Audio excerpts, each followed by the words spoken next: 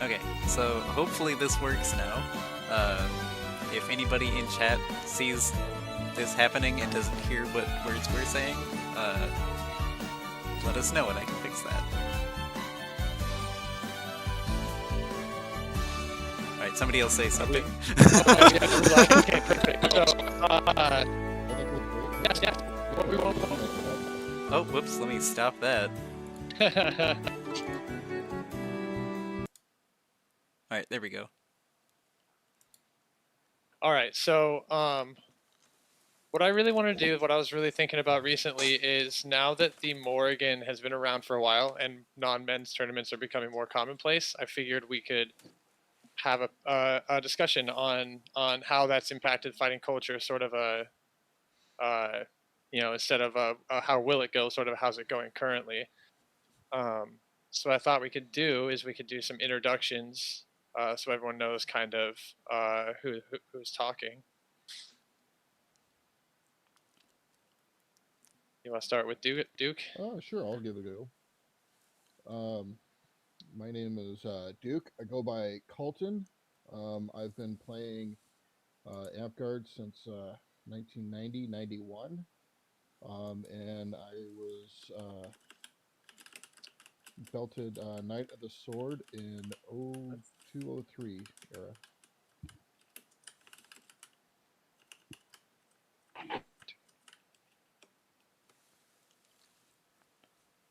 I'm Heron. I've been fighting for like 7 years. I like fighting in these tournaments, and I think I've actually fought in all of them so far, all of the Morrigan tournaments, which has been fun. I have 9 Orders of the Warrior, some of which have been given for winning some of these tournaments, or similar tournaments in other kingdoms.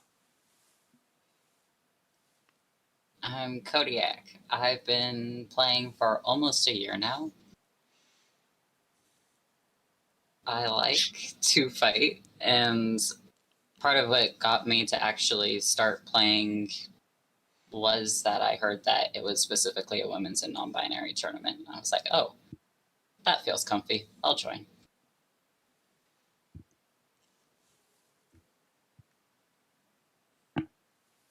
Hi, I'm Gwen.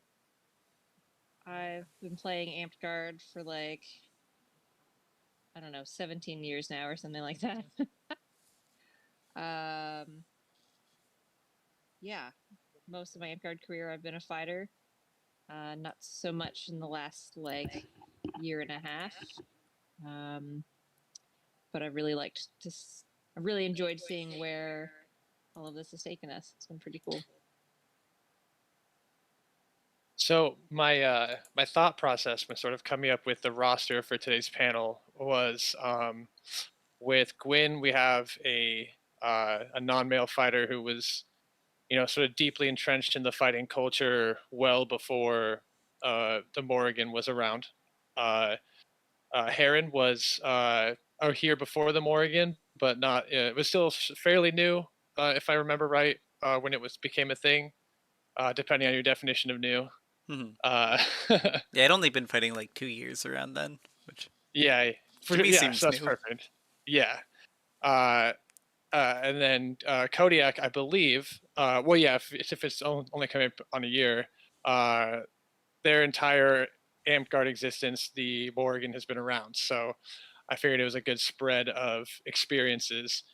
And then we have obviously Sir Colton I wanted to get a sort of male perspective as well, someone who is a well-respected fighter. So that's why I reached out to my boy Colton up there. So what I kind of want to do is this is going to be sort of loose where we're going to bring up topics, and then you guys can kind of discuss. I don't necessarily want to just like point to people and say, "Hey, you answer, you answer." And there might be a couple pointed questions, but and now that I've said it's going to be like that, the first topic is sort of I was hoping you guys could tell me a little bit about the origin of the Morrigan tournament and the intent behind it. So this one is a little more pointed towards Heron and Gwyn, because if I remember my history correctly, Heron ran a non-men's tournament that sort of predated the Morrigan, and then building off that, Gwyn established the Morrigan tournament as we know it today, if I'm remembering correctly. So if you guys could talk to that and what your guys' intentions were when you started all this. I went to Gathering of the Clans 2019, as it was called in those days, and they had it was just a women's tournament there, but it was a really interesting experience. It was a tournament where, by and large, everybody was super positive. I had a great time the entire time. I was like, wow, this is the best tournament I've ever participated in. I wish our kingdom did stuff like this. And then I thought a little bit longer about it. I'm like, well, I'm the champion. I can just run one. And I did. And we ran one as a kingdom thing, and then one at that NLCC fall that year. And there were some bumps and scrapes and things, but that was right around the time that these tournaments were becoming a lot more popular again. I know they've been run before, but like the Iron Mountains started like codifying them into their kingdom corpora and things like that. So it was really a wild time to be an Amtgarder. There were a lot of spirited discussions on the internet about it. Then Gwyn kind of did more with it. Yeah, I mean, Heron definitely kind of restarted that surge in the PNW, I would say. After her, I became champion as well, and so I just kind of decided to keep doing it because as a player who participated when at the time women's tournaments were happening, it was really helpful for my own progress as a fighter. So it was great to see it kind of making a comeback. My full intention was to always get it popular and get it added to our corpora because I knew that Iron Mountains had made that push in their corpora. So that's kind of where we're at. I think we did 2 or 3 before we pushed it into our corpora. I can't remember. Something like that. You were a kingdom level champion once you won. Correct. Were there you sort of mentioned like bumps along the way. What were some of the early struggles or issues that you guys had when you were setting up the tournament and really pushing for it to become more commonplace?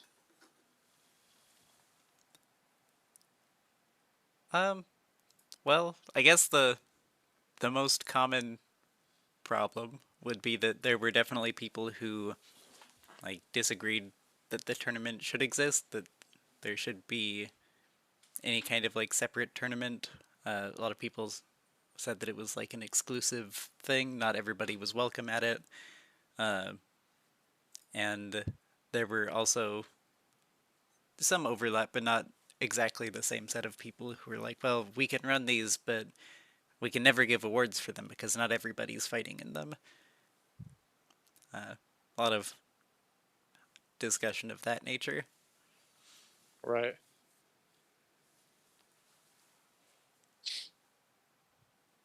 Right, because at the time, I think it was in our corpora that only awards should be given out at tournaments that weren't exclusive or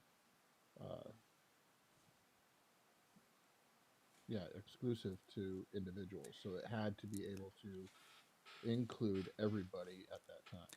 Well, the frustrating thing was that a lot of people were saying that it was a rule somewhere in the rules of player in our corpora or maybe a prior edition of Amtgard, but I was never able to actually find where that was coming from. I think a lot of Mm. people had it in their heads in the same way that people are like, ah, well, Fireball used to be engulfing. Just these things that maybe some kingdom did sometime, but uh, Yeah, it's a holdover from the V7 rules because in the definition for Orders of the Warrior, it exclusively said that like restricted tournaments could not award Orders of the Warrior. So it was a rules of play rule for a long time. But when V8 launched, that rule was actually taken out. So like there's like a whole entire decade where people were misinterpreting the rules and like still not giving awards for restricted tournaments. Sucks for some people. oh, just a quick heads up, Ormus, we are getting wind a little bit through your microphone. Oh, okay.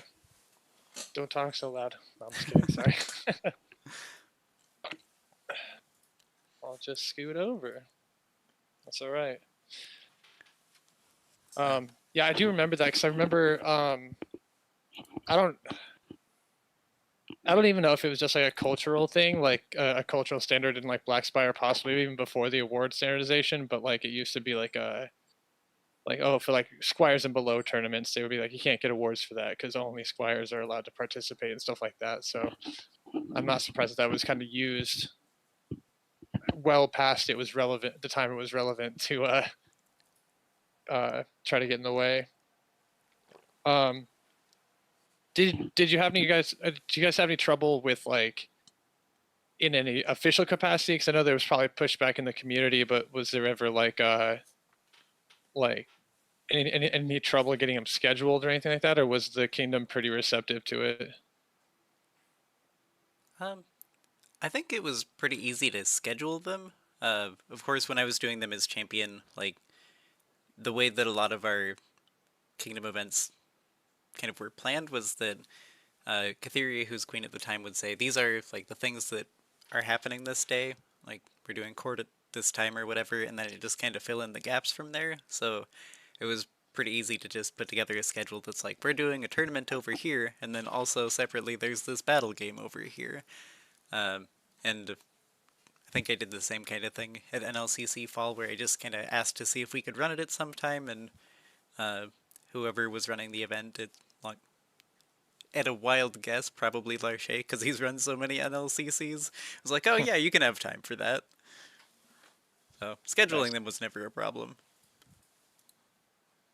One of the things that and we've hit on it a little bit, I think. Um, the argument that sticks out the most to me that people try to use, and it seems to be hanging around a little bit, which is annoying, but uh, so I think as like the organizer of this, I'm supposed to be impartial, but I'm not. So sorry. But the argument that if we have a non-men's tournament that we're required somehow to have an all and only men's tournament.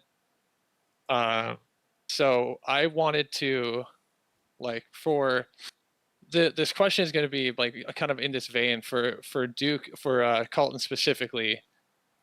Um, with everything that's happened with the cultural changes and stuff like that that have kind of come around due to the non-men's tournaments, do you feel as a male fighter that there's been any negative effect on your experience or any feeling of exclusion, anything like that? Um, as a fighter, totally yes, I'm excluded from everything. That has to do with Amtgard, except for fighting in tournaments. No, but really, um, no, I think it's helped and in so many ways. It's opened a door that should have been opened a long time ago, and it's giving uh, people the knowledge and experience that they could get or were not able to get through like our traditional tournaments, um, because of intimidation factors or people just being assholes. Um, and it's making, I personally think it's making our culture much more open and accepting to everybody, and which is what Amtgard is supposed to be. It's supposed to be welcoming to everybody and make everybody feel welcome, and I think this is all a part of that. Yeah. Kodiak, I was kind of curious, as we had discussed before, as a person who's only ever had the Morrigan in their Amtgard experience, can you speak a little bit to how having that around affected your sort of maybe not introduction to fighting, but your fighting experience and your interaction with the fighting culture? Um, can can you phrase that in a way that makes sense to me? Sure, I'll give it another shot. Uh, how do you feel like the Morrigan tournament has had a positive impact on your Amtgard experience?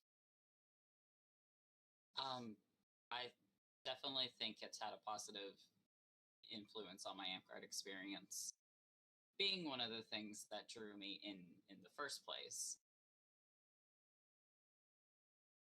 But I'm also thinking about when I started that same month. I think there was the Morrigan, and shortly after there was the Weapon Master at Dragons of Fire Valley last summer. And the way that the other fighters treated me at the Morrigan versus Weapon Master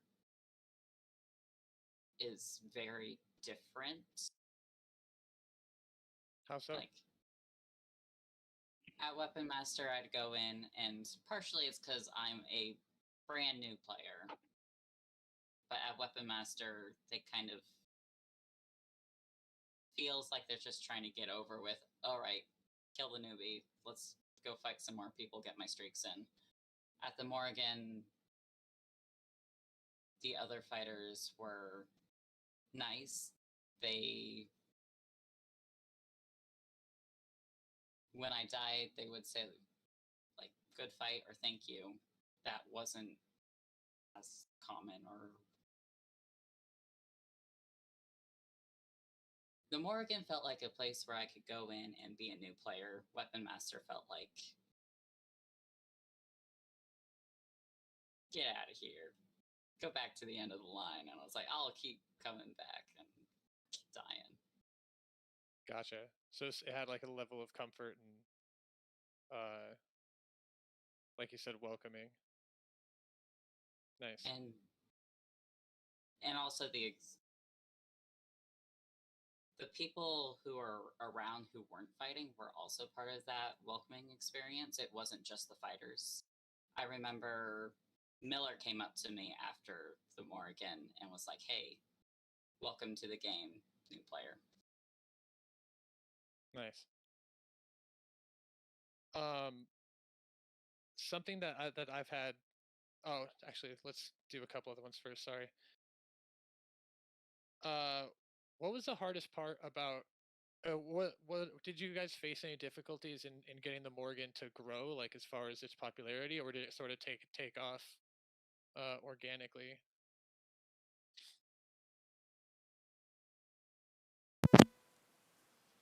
Um, I would say that it's a little of both, right? Like it requires a lot of advertisement, a lot of cross posting, a lot of ensuring that not only our kingdom knows about it, but like the players in Viridian Outlands and Blackspire, because we have had many people travel from those kingdoms just to come to this tournament who don't show up to our weapon masters, right? Like it's a very select group of people who love this style of tournament, who want to participate, who feel like it fits who they are as a fighter. But on the flip side of that, after that advertisement and getting it up and running, like it's really taken off. Like people still message me all the time, like, "Hey, do you know when the next one is?" And it's out of my hands now, so I just tell them to watch the kingdom schedule. But like it's kind of built on its own after that.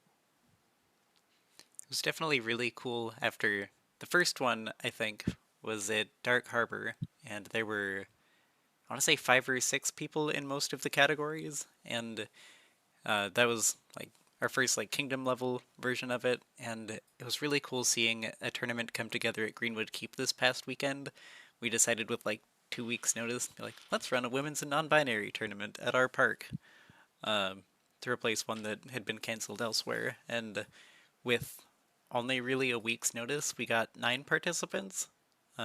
And of course, there have been a lot bigger Morrigan tournaments, like 15, 16 people for the kingdom. But for a local park, like it definitely speaks to me that um, there are more people interested, that it's easier to get people to come to them, that people like know what that is and want to be there for it. And it's definitely a big change from 4 years ago.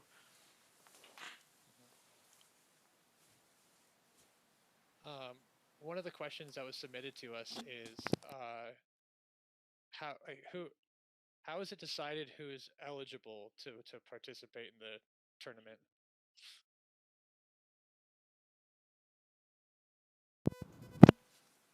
Well, it's complicated. uh, so that's been kind of a point of discussion in every kingdom that's had this sort of thing going on. One of the reasons that I think we wound up going with the Morrigan tournament instead of like non-men's or women's and non-binary tournament, is a lot of them are, is that it's more of a vague a vague thing. It's a name. You don't have to like meet specific criteria. Most of the people who do participate are women or non-binary. Well, I think so far everybody generally has been.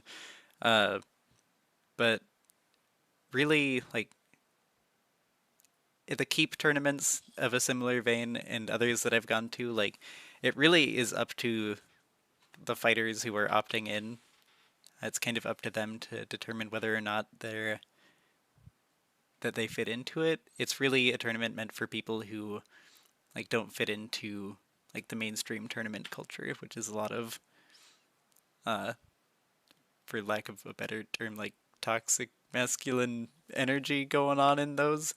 So like for the most part I think people opt in or out as feels right to them. We've had a couple like cis men like say like, "Oh, I'm just going to pretend to be a woman for a day so that I can go win this tournament," but none of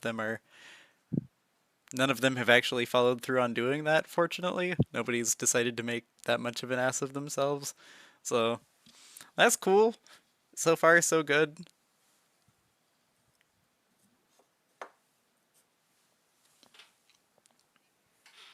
Last Um, weekend oh, at sorry. the non-men at the women and non-binary tournament, we did have somebody come up and be like, "Hey, I just recently came out. Is it okay?" And I was really happy that they asked to join and fought with us because it's made me a lot. Sometimes I worry that I should not be part of it because I am not a woman. I am only non-binary, not a non-binary woman. I'm like, should I be leaving this for women? But if other non-binary people are out as non-binary and are joining, that just makes the culture a bit more inclusive. Visually. Um, has there been has there been much pushback from the trans or non-men's community regarding the tournament, or has it been largely positive? I mean, there are people of all descriptions who have positive and negative things to say about it. Um, like even putting aside the like trans aspect of it, there are women who say, well, there shouldn't be women's tournaments because they don't believe that there should be a separate thing. Uh, like I would say yes, there definitely has been. Uh, I don't think that should necessarily mean that the tournaments aren't run for the people that like enjoy them and are drawn to fighting because of them. I think it's valid to say that you don't like them, uh, regardless of how you describe yourself. But yeah, Yeah, I was gonna say like there's definitely some people who, on the flip side, like believe that we should run these style of tournaments, but like still think believe that we shouldn't get awards. They believe that we should have like a whole entire different award path to Sword Night. when we participate in these tournaments in place, but currently we don't make up our own rules, so I think that's not an option for them. I think there's a lot of different views, and one of the things I always like to point out is that by our current Capora, there are 4 tournaments a year that we are required to run that are open for everybody, and we only run 2 tournaments that are non-men's and women's tournaments. So we're not necessarily looking for an equal number of tournaments. We're just looking for a chance.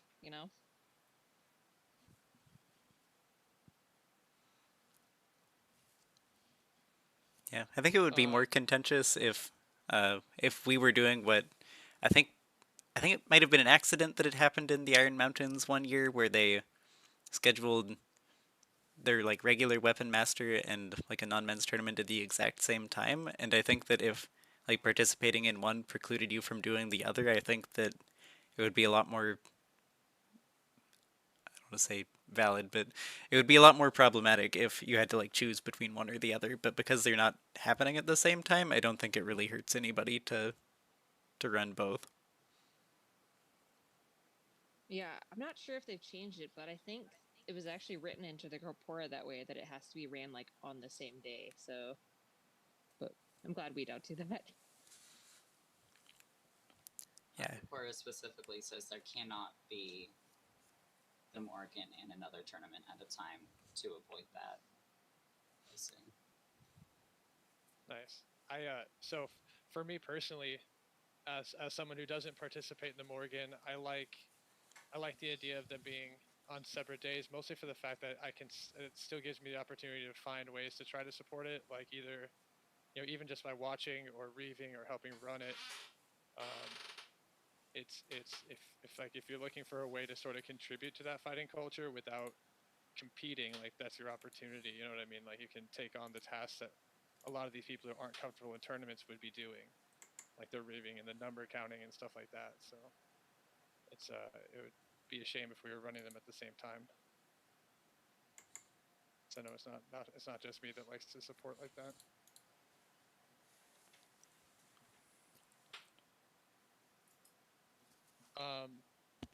In an ideal world, how do you see the Morrigan tournament moving forward?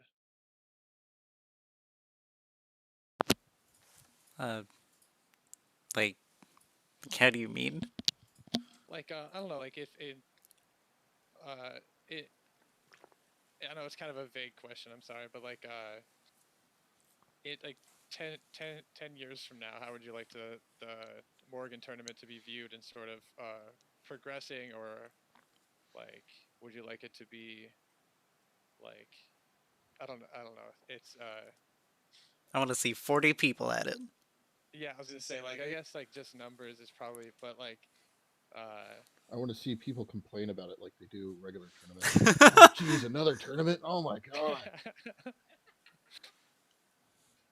um, so let's talk about fighting culture in general. And I'm mostly because I feel like it'll cater to more of our experiences talking about the Northern Lights, and how it's changed since the Morrigan tournaments come around. Um, have have you guys noticed any major changes in fighting culture in general, or has it been sort of more the same, but with the addition of the Morrigan tournament there? I'll start.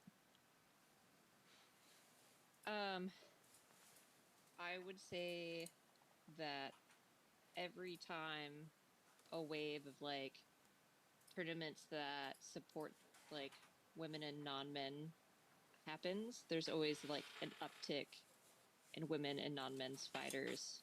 Um, Way back in the day when I was a younger player participating in these tournaments, there wasn't a ton of fighters to begin with, but then the culture grew, and there was more of us, and it was really great. And then all of a sudden, these tournaments kind of just like disappeared. It seemed like literally all at once. And then there was less people, whether or not that was a factor to it. I don't know. Maybe women just weren't interested in Amtgard. I don't know, but um, I would say that with the birth of the Morrigan in the Northern Lights specifically, like I've seen more women fighters, more non-binary fighters, like actively wanting to fight. I mean, at IO, I've seen women who went from like just wanting to be on the sidelines and like hanging out, being active fighting participants. So I think that's a cool change. Yeah, I completely agree. Um, with the tournaments going on, I've definitely seen more uh, female and non-binary fighters on the field in battle games with a lot more confidence and uh, in their skill and their play style, and actually being more aggressive on the field. Um, just from watching the tournaments, from the tournaments going into battle games and the rest of Amtgard. Yeah. I think one thing that that you see, not necessarily. Aaron, you're Oop, muted. whoops, I hit my different mute button. Uh, One thing that's really cool to see, especially the past few years, is because there's all these people, warlords, high level fighters, like anybody who's watching these tournaments, there's a lot more eyes on the people fighting in them. There's a lot more opportunities for somebody to say, oh, well, you did great in that fight, but here's this thing you can work on. And there's just a lot more like feedback that goes to those people. Um, there are more people who are willing to like help them out and like help them become better fighters. Um, just by nature of them getting to fight more and having the opportunity to do well in these tournaments is like it feels like a really achievable thing to say to somebody like, oh well, you can you can get into the bracket next time if you like if you change this about your fighting style, if you like practice this thing, which is pretty cool because there are so many like regular weapon masters that I've been to, like my first weapon master that I went to down in Mithril Hills in 2016.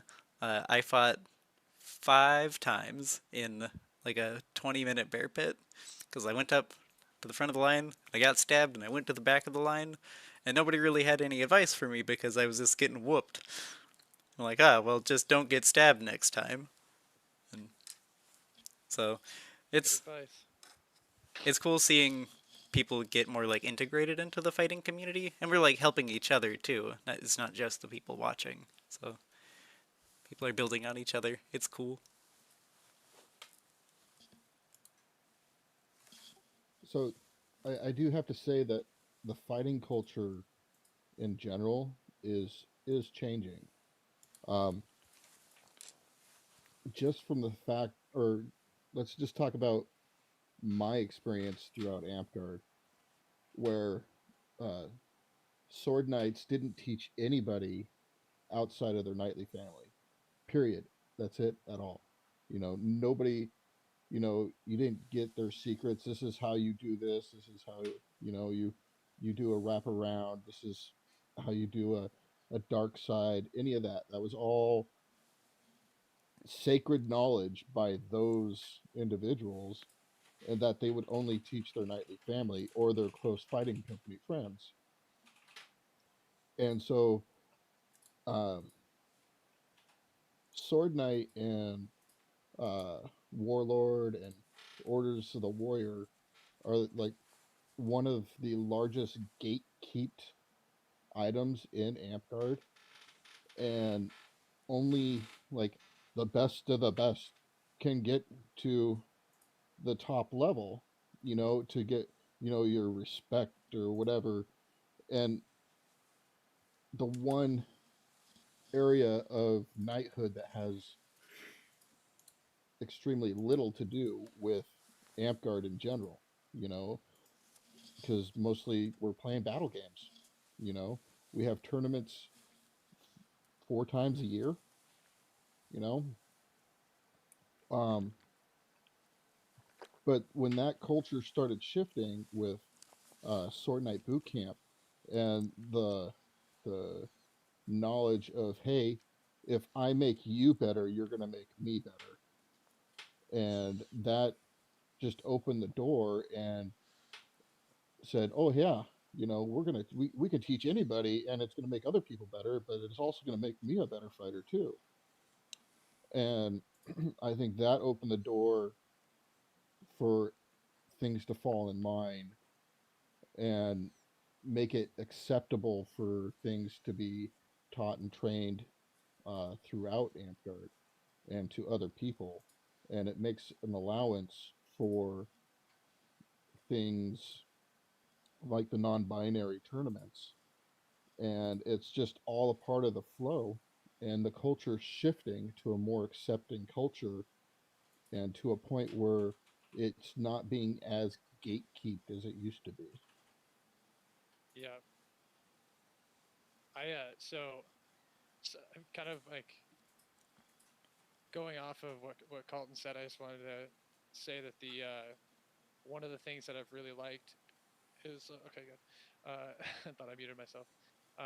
One of the things I really liked is that um,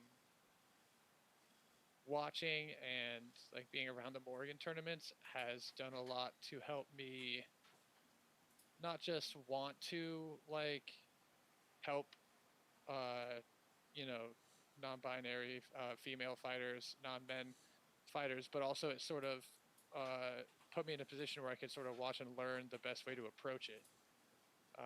Because I was uh, the group of people that were sort of my mentors when I came up were uh, I don't know, very like I don't know, very aggressive. I guess is a good way to put it. But so it's not like that style of teaching was mostly what I learned, and it's just not conducive uh, to a lot of the people who are comfortable in the Morrigan tournaments. And so watching and sort of learning has helped me a lot. And I think I like to think that a lot of other people have had the same experience because I feel like I see more often people doing a better job of doing that teaching that Heron's talking about. And um, so hopefully it's a kind of everyone learning how to address it better and approach things better, which will help us all have a more welcoming fighting culture. Right.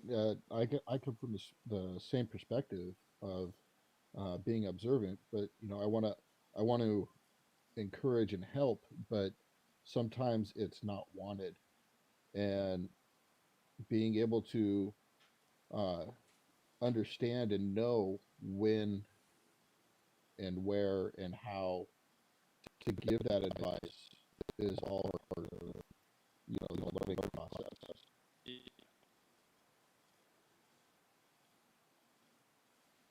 Um, has anyone noticed any negatives that they would say to the fighting culture? I really don't think that's based on what we're talking about, but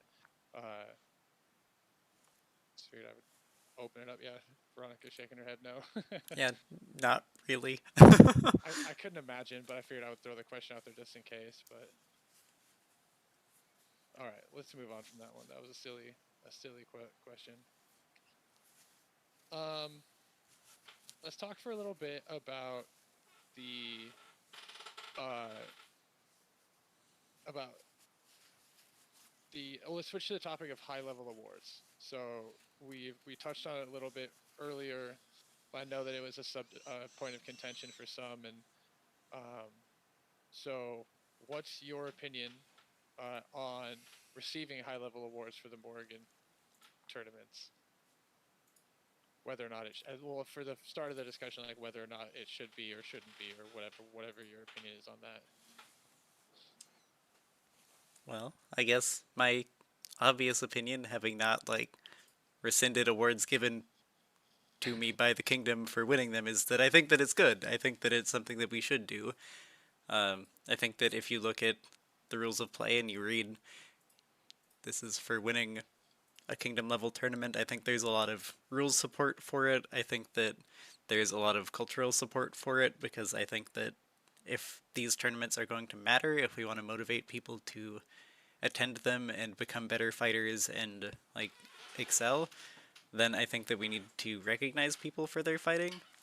Um, I don't know if uh, y'all had heard. I know I'd like been all excited and messaged my nightly family or chat thingamabob as soon as I heard. But next month, Fikes from the East Coast is being awarded Warlord, which is super exciting. She has been like winning all kinds of this sort of tournament for a number of years. Uh, Most recently won the last two Keep on the Borderlands tournaments, which are really big tournaments. Um, and something that she said to me and a lot of other people at SKBC this last year was like, if you don't accept an award for winning something like that, you're telling every single other person who's participating that if they win, it doesn't matter, that beating those other people isn't worthy of recognition, and that you're not respecting them as a fighter. So I think it's the responsibility of anybody who wins something like that to do accept recognition for it. And I think it's cool.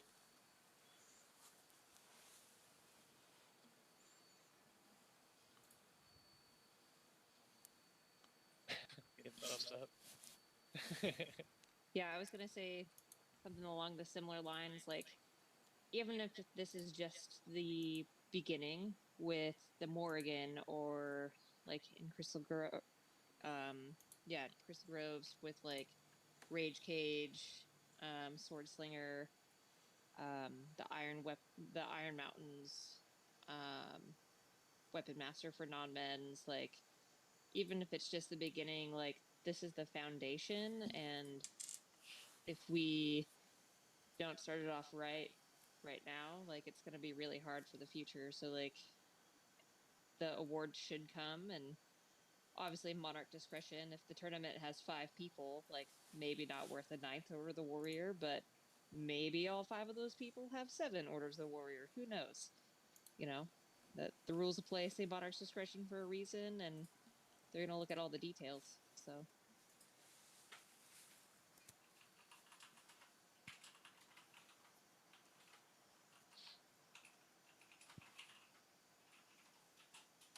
Yeah, it's Heron and 7 Kodiaks. What's that? What does that I was mean? just saying, like, the skill level of, like, you get Heron out there, and then 7 other Kodiaks out there. People have been playing less than a year, type of deal. Right. Yeah.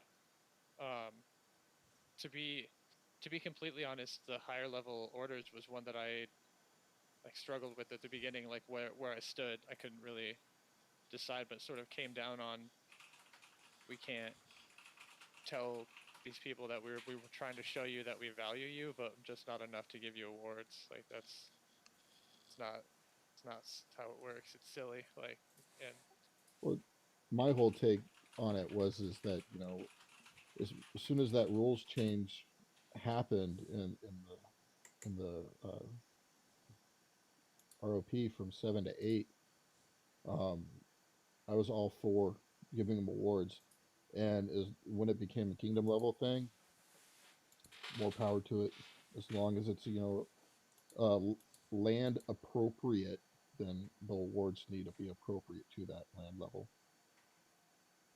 mhm. Sorry, I'm It's just sifting through some of the. I'm calling them fan submitted questions. Never had fans before. Although actually, I guess that's not true. It was. I don't know if. I think she like reacted to the thing. So I don't know if she's watching, but Orlog from Ominous Valley came down, which I guess has been renamed since NLCC. And it was really cool seeing somebody was like there to fight and was like, oh, I saw some footage of you fighting in a Morrigan tournament sometime, and I'm really excited to fight you. And having that experience at Thousand Stars a couple weeks ago was like really weird. Uh, I I was a little flabbergasted. I was trying to also be polite and be like, "Oh, that's super cool," but I was mostly really flabbergasted that somebody like was looking up to me as a fighter because that's very different from a couple years ago. There's also Poppy from Seaside Keep who has seen videos of you fighting on the internet. Seaside Keep is the real new one in Vancouver, BC. Hmm. Oh, and Kulos also says he's a fan in the chat, so. Oh You got boy, fans, Aaron. I've got fans. It's- That's what happens all when you right. travel. Yeah. People start to recognize you. I have a question here from Wiga of Greenwood Keep. It's a bit of a long one, so I'll sort of say the question, and then if we need to, I'll sort of like hit the highlights of what we're looking for in the answer. So Uyghur wrote in and said, I have heard that the Morrigan is a key step towards introducing equity in the path towards stick fighting goals such as Warlord and Sword Knight for non-men because of the requirements for tourney wins, kill streaks, etc. His question is the Morrigan enough? It seems like we need something more, namely more non-man Amtgarders. What is the demographic break? Oh, well, that's be hard to get the numbers on that one, but what is the demographic breakdown of men to non-men across Amtgard? He's curious how our kingdom compares to other kingdoms in uh, demographic, but I'm guessing unless anyone knows off the top of their head, the numbers would take a while to figure out. um, I would say at an international level, that's really hard to find out. I mean, with the orc updating, adding pronouns, it's a little easier to probably find that kind of info, but the hard to pull that without asking every single person, what are your pronouns? yeah, I almost went looking through the V9 information stuff on stream, which would be like wacky tour through my Discord, but I do remember from the like Amtgard wide surveys that we did that the ratio of uh, like men to women to people who identify otherwise. I'm trying to pull it up on my phone, but it's actually a lot closer than you would expect looking at a tournament field. It's really more so in the past, but it wasn't terribly unusual when I started to see a weapon master where there's like one or two women in it and like 30 men, which is like a wildly unbalanced ratio of people. Uh, but like it's really actually a lot closer to a 60-40 or 50-50 divide if you look at the number of people who are signing in and attending Amtgard. Um, I think that these tournaments have done a little bit more, obviously, because everybody participating in them is, like, by definition, for most of them, not a man. There's definitely more people participating in tournaments because of these, which I think is really positive. If somebody's putting in effort to, like, improve themselves and attend these tournaments because it's something that they're comfortable with, it's all the more likely that they're going to participate in any other tournament on any other day. Because Yeah. just have experience with it.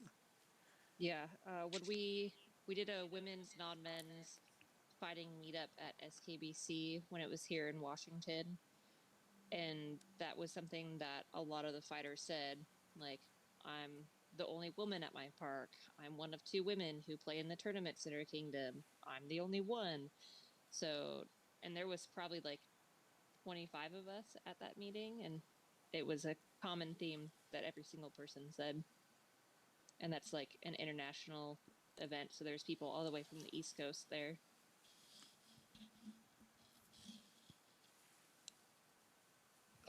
And then Wiga is also curious, how do we attract more folks into the game that can participate in the Morrigan? Um, I think that recruiting people like to participate in it specifically is sort of upside down to how it normally works. I think that what would be cool is we like recruit people as normal, and if there are women or non-binary folks amongst those people, and they see that we're like supporting like this kind of tournament, that we're being inclusive, that we care about them excelling as fighters, I think that they stick around.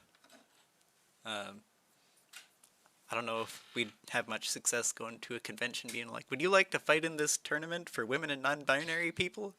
Also, there's battle games. Right. Yeah. Also, there's this whole other aspect of the game. We just want you for this.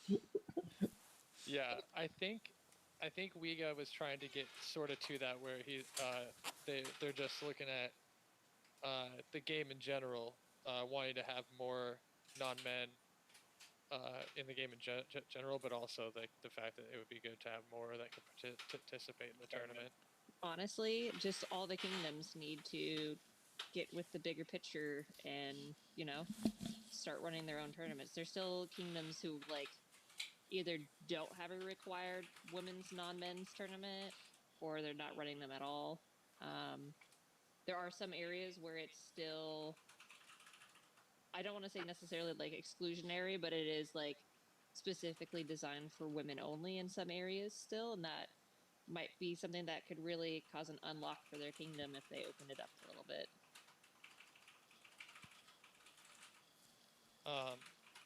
So I have a two-part question here, and this is actually going to dovetail into two different people's submitted quick questions. So the first one is going to be if I'm hoping everyone could share their favorite. For this one, let's go with Morrigan Tournament specifically, because I know that most of you have participated in other non-men's tournaments as well. But for the sake of this particular panel, like specifically a Morgan tournament, like what's a favorite moment? And for this first part of it, specifically one that was you yourself. So not like I saw somebody else do this, like your favorite moment for yourself.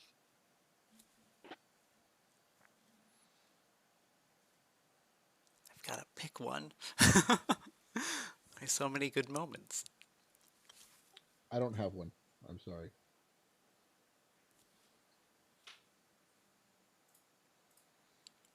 I think actually I do have one in mind. The last one that was at Greenwood Keep, which is I think 2 Morrigan tournaments ago, because the most recent one was at the Hollow. It was really neat, fighting row in like every category. That was the one where we tied for first, which was cool.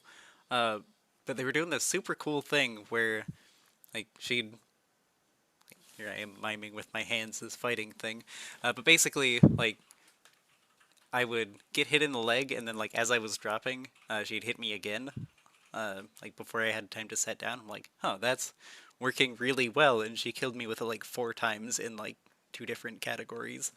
And at the most recent Morrigan tournament, I noticed her doing the same thing to different people while I was just like standing around waiting for my matches. I'm like, I'm not gonna die that way, and she went for it, and I didn't die to it, and won the fight for it, which wound up being the like one fight that changed our point totals enough for me to win, which was like a really rewarding moment for me as a fighter, being like, wow, I looked at something, actually something that Duke mentioned to me during that other tournament, and like adapted my game plan, and I did better the next time, and that's what it's all about.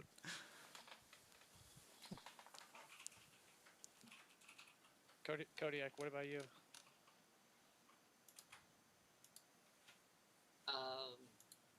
Sounds real stupid, but dancing while waiting for the next fight with folks on the side, just fight time. It's just a lot of fun to fuck around with people, and I know that's partially because I know that I'm not the best fighter yet. I'm working on getting better. But I'm not super serious about it yet. I'm still having fun. Like, I want to fight in every tournament I can because I think that's good experience. But I'm not. I don't know yet how to watch people and be like, that person does that thing, so I'm going to hit them like that. I don't have the eyes for it yet. Can I be honest with you? But I've been playing for like 20 years. I'm still garbage at that.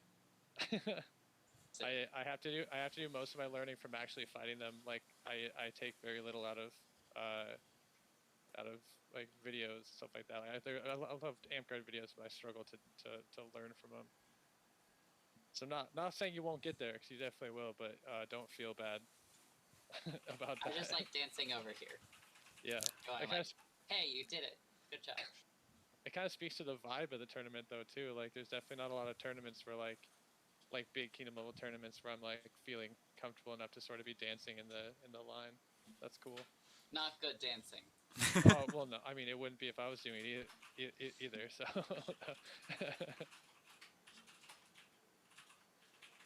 Ironically, I've only gotten to play in one Morrigan um, since it's become a thing, and that was the one that we ran down in Black Spire.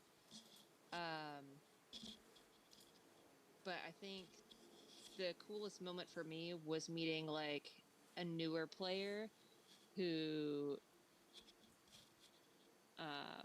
was really excited to like participate in the tournament fight, and then afterwards like we traded contact information so that way they could like reach out to me later for like more information on more tournaments, or like just for like if they needed help with something they could like create a connection and reach out. So I think that's like, I don't know, I love that. That's really one of the big things that I wanted out of the Morrigan, was like to build a community where like if you need help with something, like this is a group of people who might be able to do that.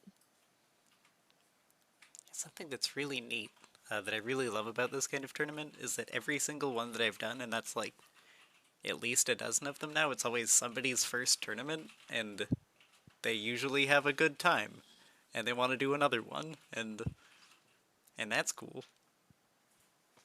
Single kill. It was great. If you get one, you can get two. um, it's kind of Thank cool. you. We got a few questions submitted from a player named Lightning from Iron Mountains. So it's cool that people are reaching out from a few states away. They wanted to know first, and this is the other half of the question, is what's the most fun you've seen players have at a non-men's tournament? So sort of this one's more about what you've seen other players experience, one that sticks out to you. And I'm guessing, Colton, you probably have one for this one as well.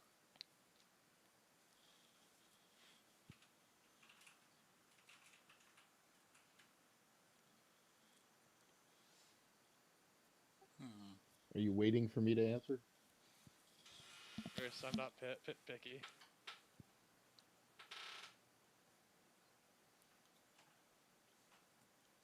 Repeat the question. We've had too much downtime. Sorry about that. What's the most fun you've seen players have at a non-men's tournament? So like, what's your favorite moment you've seen somebody else have at Morrigan? That's easy. It's just the lack of stress that the fighters in the tournament have. They're not stressed about it. They're easygoing into it, and they're welcoming of each other, um, and everyone that's in it. And yeah, it's a great atmosphere.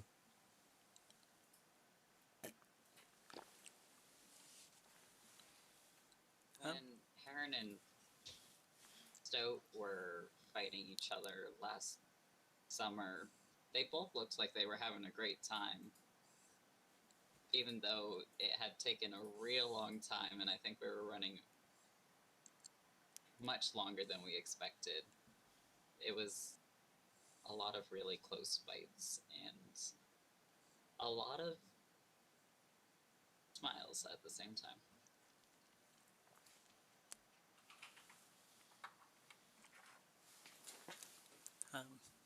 I've seen a lot of people have a lot of fun, so it's hard for me to be like, this is the best thing I've ever seen at one of these, because I've just been in so many of them now. But at Thousand Stars a couple weeks ago, Huckleberry and Takara came over, and I was fighting Huckleberry in the Sword and Board bracket, and like I don't get a chance to fight her much, or to fight them as much, but they like. But the last time I did was that one that Cole was talking about in the chat. That was like the mud pit at DFV, like I think 3 Morrigan tournaments ago. Uh, and since I fought them there at that time, they've improved so much as a fighter, and like especially their sword and board was like super clean, and they beat me in a best of 3 in the bracket there, and it's the first time I've ever fought somebody they win and they immediately stand up and hug me, like, I beat Heron. I'm just so excited, and like, I was excited for them, and everybody else was excited, and it was one of those situations where like you lose a fight and you're like, darn, I didn't get the points to win the thing, but also like this person is having like the time of their life, and everybody is stoked, and like you can't really feel bad about it at that point. Definitely not something I've really experienced in like a Kingdom Weapon Master.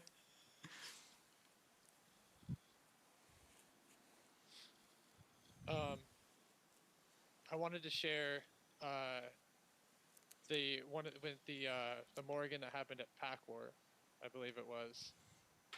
Uh, yeah, it might have been two Pack Wars ago. I can't remember, but the Morrigan was going on, and I was standing off to the side and kind of watching with obviously with a lot of the guys, and I just remember at one point there was a fight. I couldn't even tell you who was fighting, but the the fight, there was an exchange, there was confusion.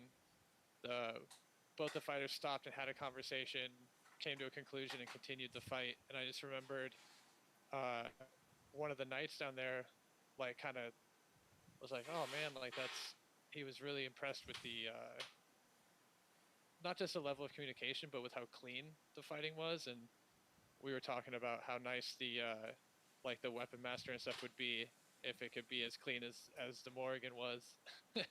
uh, and yeah, so it's just like, well, it might not have been a big moment necessarily for the fighters. I think it was first of all, I think that night was kind of shocked, and so it was a cool like realization for them, and also just kind of a proud moment because it was Northern Lights fighters at the time. So I was really proud of our people and whatnot. So um, this is an interesting question that Lightning had as well. What lessons can the Northern Lights share with other kingdoms from the Morrigan Tournament's success?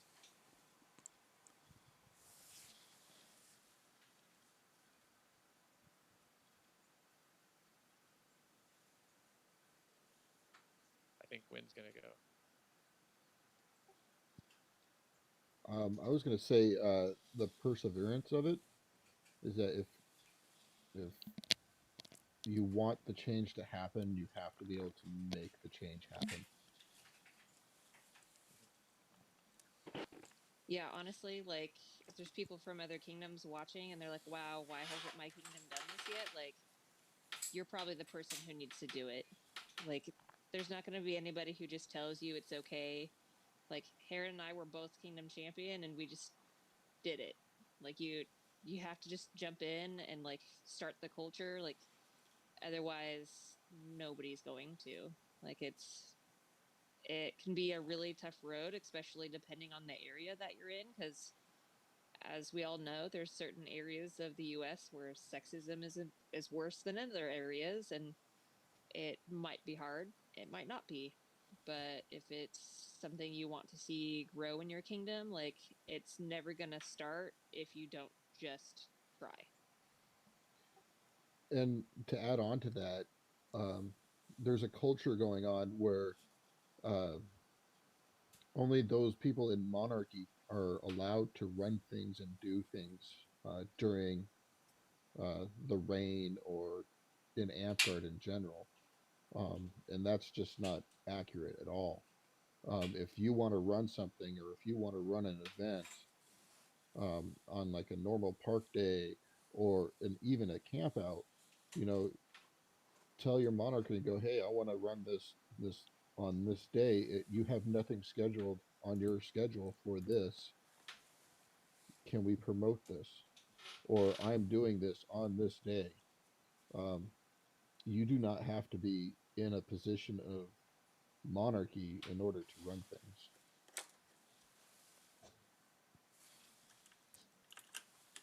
There, I, in my opinion, um, one of the things that led to the success and adoption of the Morrigan was the way that the people pushing for it handled criticism. A lot of times, if there was pushback, there could have been arguments like you're wrong or whatever, like this, or more aggressive pushback. But most of the time, it felt like the counter arguments were, this isn't like, maybe this isn't for you, or this isn't like, if you don't want to participate, that's fine, but it's not hurting you at all for it to happen. So like, just like, I don't know what I'm trying to say here, but like, it's I feel like we use the right method of dealing with people who had a problem with it by just continuing to point them out, sort of taking the high road and continuing to point out that it's not for everyone, and for those it's not for, it's not going to hurt them at all to have it run. You know what I mean? Yeah, I think my only piece of advice for it, because when we started, it tended to be pretty small. The first few were pretty small events. Is that if you don't run the event, it can't grow. So even if you only get 4 or 5 people there, like do a round robin where everybody fights each other 4 times. Make sure that people get to fight. Uh, make it so that people see it happening, so that next time they might participate. If you cancel it, then you're going to lose momentum and disappoint the people who were interested. But even some of the ones that I've been to, like, it's smaller campouts with like 5 or 6 fighters in it, like, it's still a good time to like do a round robin and fight with your friends. Like, just, what's that quote from Field of Dreams? If you build it, they will come. You gotta build it. You gotta run the thing.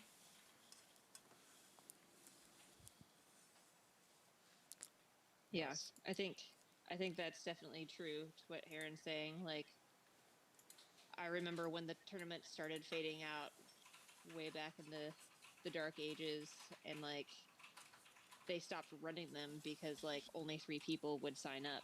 But how disappointing is it for those 3 people who wanted to actively participate in that tournament when you cancel it on them? Like, it's not just about the number of people, but also the people who want to play. Like, just do the thing. So I've got about 10 minutes left before I have to hop off. If there's anyone in the chat who has questions, feel free to post them. We'll follow along, and until then, we'll kind of just continue chatting about it. And is there any I'm trying to think, one of the big ones too. Like, I guess, do you feel like that there might be any cons to having the Morrigan codified in the corporas, or is it a necessary positive step in your kingdom's culture? I mean, I've heard people say that having it in the Kapora is a con because, like, what if it's not needed anymore? But, like, if it's not needed anymore sometime in the future because all of a sudden, like, weapon masters are completely even and, like, the placements aren't always 3 dudes, like, then we can simply get rid of it, like, that's just a vote. Or they get rid of tournaments altogether. Yeah, or get rid of all of them. I don't know, but like, I personally don't see any cons to it. Like, it's adding to the culture. It's ensuring that no matter what, while this is in a growth stage, it's required to happen, and I think that's really great. I mean, maybe it's not always going to be ran by the right person, since now it's monarch selection of the organizer, but maybe if that's not working out, we change how that's codified. It's just becomes a group ordeal rather than like a me and Heron decision. Yeah, really the only downside I can see is if, because it's in the Kingdom Monarchy's hands now, if we're in some dark future where the evil monarchy have decided to do something terrible with the tournament, then it's like on their prerogative to do it. But I think any time that there's a need for a well-run tournament supported by people who are like into it, I think that the community has generally run one. Like, if there's an absence, like, even if it's not a kingdom tournament, there's enough people who are excited about it that a tournament can still happen. So, like, I think even if the dark prophecy comes true, I think we will still be fine, and we can like cross that bridge when we get to it. The darkest timeline. Yeah, and hopefully we never have a monarch that's like that, because really that's just them begging to get kicked out of office. Honestly, like, don't don't sink your own ship. Well, even then, it's only going to be a 6 month office, right? So they're not going to be in charge for that much longer.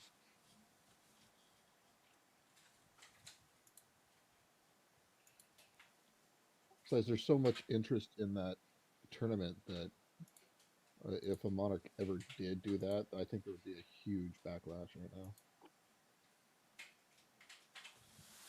Even just as one of the Northern Lights page admins, even just like thinking about that, I get like anxiety about what moderating that would look like. I already got one going that I'm not a fan of, but we won't talk about that one.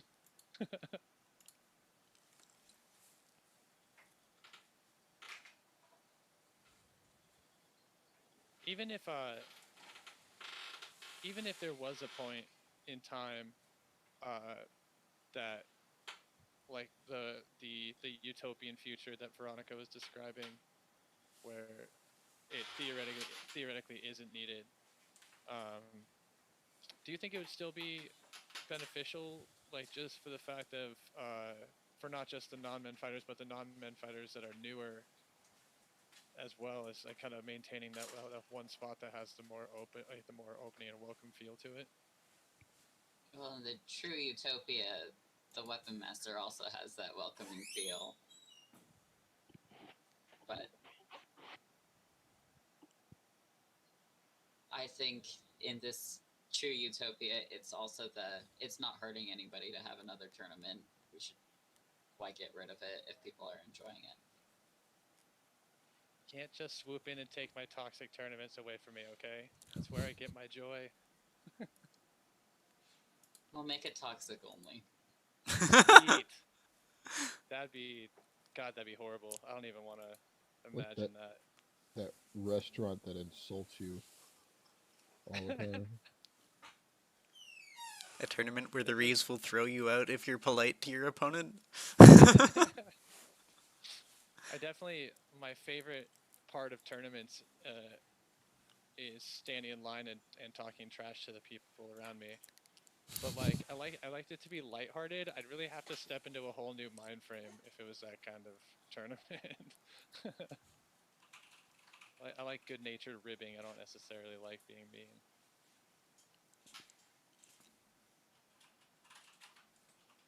It looks like we haven't really got much else from the chat. Oh, yeah. Let's double check it one more time.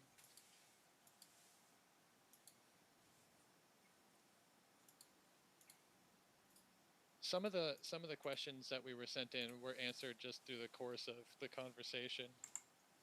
And if anyone like feels like they didn't have their question answered the way they would want, feel free to let me know and I can talk to people, see if we can get you a private response.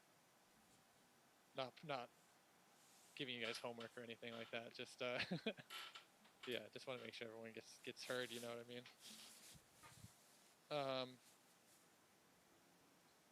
Yeah. Do you think up to this point, obviously, do you think that Morrigan has achieved the goals that you guys had set out for it when you started it? I don't know if there was like a specific goal other than to like improve the fighting community and like have fun with our friends. And in that regard, I think it's been doing great. So I think so. Nice. Gwind is currently helping our child get ready for bed, so I don't think she's gonna respond.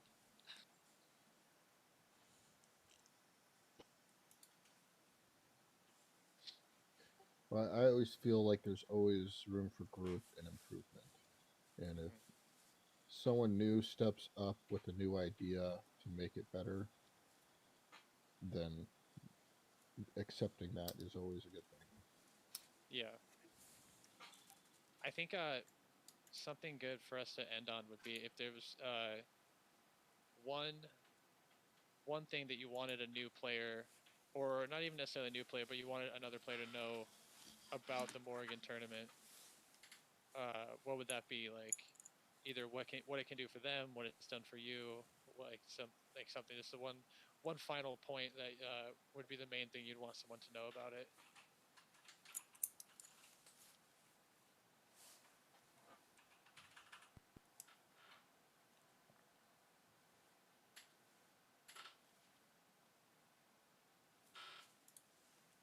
I guess it's probably the best first tournament you could probably ask for. So,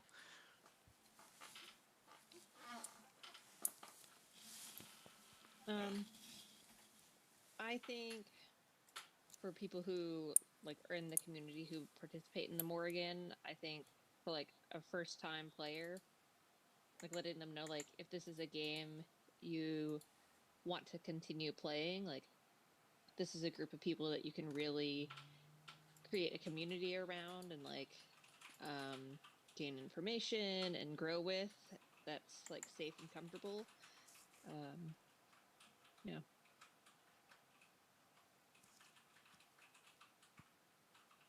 How about you, Kodiak?